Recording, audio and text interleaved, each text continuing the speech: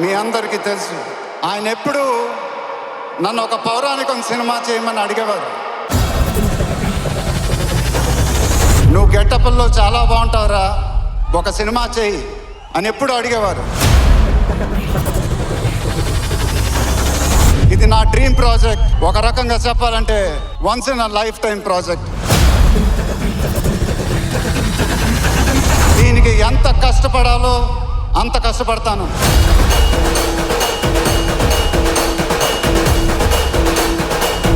I'll make everyone proud.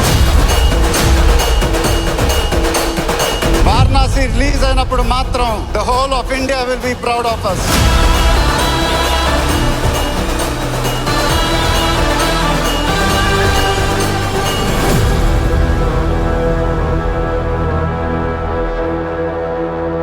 ఆయన ఆశీస్సులు ఎప్పుడూ మనతోనే ఉంటాయి.